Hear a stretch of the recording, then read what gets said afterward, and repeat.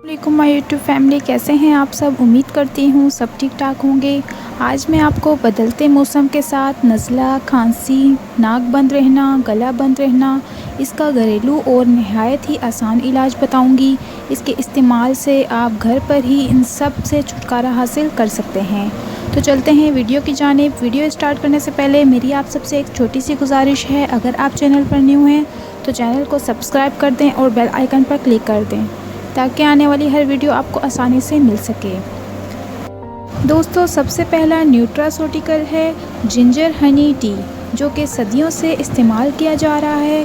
करना क्या है, 1 इंच अदरक का टुकड़ा पानी में उबालकर उसे एक कप में डालकर उसमें 1 चम्मच खालिस शहद यानी देसी शहद जिसमें कोई मिलावट ना हो, कोशिश करें खालिस शहद ही इस्तेमाल करें, 1 टेबलस्पून डालना है। और अहम बात यह है कि हनी को आपने पकाना नहीं है, यानी कि उबालना नहीं है।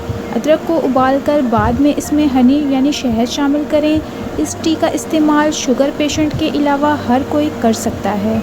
बच्चों में भी इसका इस्तेमाल किया जा सकता है। जो लोग वज़न कम करना चाहते हैं उनके लिए भी ये जिंजर हनी टी फ़ायदेमंद है। अब जानते हैं वायरल इन्फेक्शन से बचाने की दूसरी चीज़ क्या है। कलौंजी।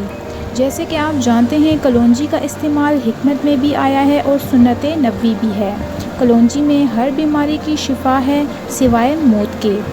7 दाने कलौंजी चबाकर किसी भी टाइम ले लें। ज़्यादा अच्छा है कि सुबह जिंजर हनी टी के साथ ही 7 दाने चबाकर ले लें। अगर आपकी टॉलरेंस अच्छी है तो 7 से 11 दाने भी ले सकते हैं। अब जानते हैं तीसरी कौन सी चीज़ है जो इन इन्फेक्शन से बचाती है। हल्दी दूध।